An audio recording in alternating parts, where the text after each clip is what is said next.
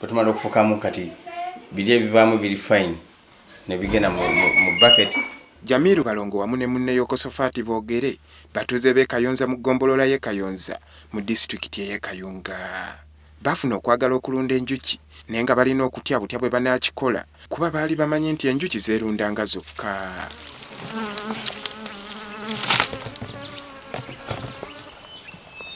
Bwe baalabanga obuwoomi bw'omubisi gw'enjuki wamu n'emigaso gyagwo kale nga gwettanirwa nnyo buli wamu wamma ne basala entotto butya bwe banaazirunda batere bafuna omubisi gwazo.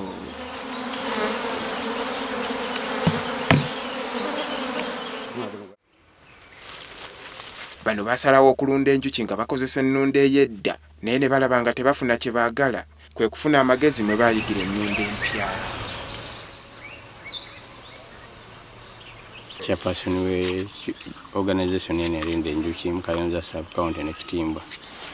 Anganza omuntu omu nasookera ku mizinga emiganda gyali giweranga 7 bwe natandika okulunda ne ginkolera bulungi naye nga okugu nali sibulina bulungi okutuukirira district entomology Mr. Egesa najja nayongera okumpabulamu nangamba nti emizinga gino wandibadde oyongerako n'oyagazaako ku mizinga emizungu. Ziteekamu omwana agenda okufuuka akabaka gundi queen ne zimutereka muno kakati bwe ziba zisenguka ng'ono akuze bamanya nti akuze kubaako ekibinja ekijjamu wano ono omutongo ne zaasa akantu kano ne zimusitula ne zigenda zosanga zeetuumye ku kintu wano nga zirina queen wa zeetaaga okusenga awantu awalala ne zisenguka muno nga ziyitiddemu obungi zijja neziteeka muno. Batandika mpola mpola okugezesa enkola empya ey'emizinga emyangu okuwakulamu era ne balaba nga kikola bulungi okusingako emizinga giri egy'enkola enkadde.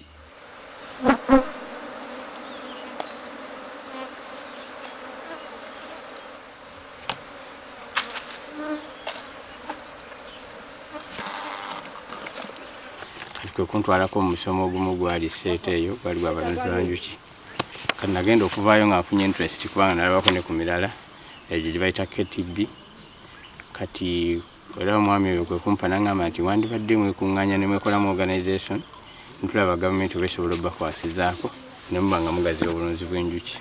Mulimu ebyana eri bijja kuzaalibwa ziyitira obungi bwe ziyitira obungi tezigenda nga tezirina mukuŋŋaanya kamuyite bwentyo mu Luganda zimala kumwetegekera muno kati bwe ziba zinoonya nga zirina gundi zimukuza ezaasa akaki ezaasa akantu. Bano baalabanga amagezi agaabaweebwa okukozesa ennunda empya galiko we gaabatwala ne bongeramu amaanyi era nga kati balina emizinga egiwerako. Kati awo bwe twatandikirawo ne ndaba bannange ne tutandikawo twali bantu batonotono walimu n'abakyala nga 2 ne tutandika ne tukola proposal yaffe ne tugiweza ku district netuyambayo emizinga 10 naye nga jaggaba gombola yonna natugamba tutasaanye amawulire tugende nga buli muluka tusomesaamu.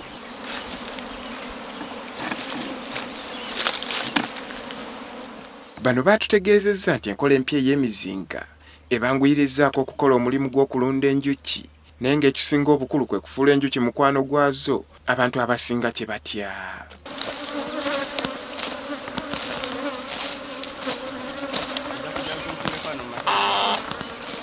Yabaffe bano enjuki bazikkakkanya batya okusobola okuzifunamu. Bano era beekapika ebigoye ebyakolebwa okwetangira okulumwa enjuki singa wabaawo ezitabuka obudde bwonna kubanga weewaawo baazifuula mikwano gyabwe ssaawa yonna enjuki esobola okutabuka.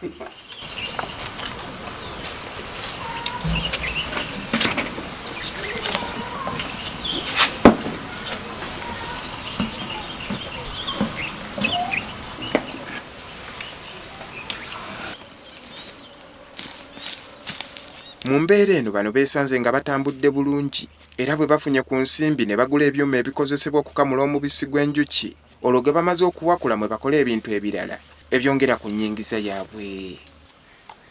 Kasita ziwulira smell nga zijja kati tuteeka muno ebisasala tuteeka muno munda tweshinga wano pressing abo guyita muno mbutuli wano wansi taddewo bucket etaapu efunye omubisi guno ogufulumye muno nteekamu kati okuva lwe tukujja eri ndowooza okyaba eri mu kuwakula tetukwata ku bisasala na ngalo omubisi guba clean 100%.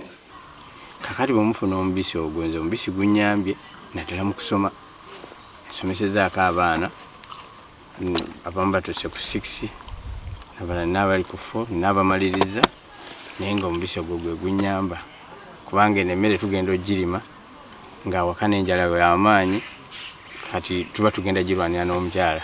Mu kitundu kyaffe ekiddirira tujja kulaba wa okulunda enjuki gye kubatuusi.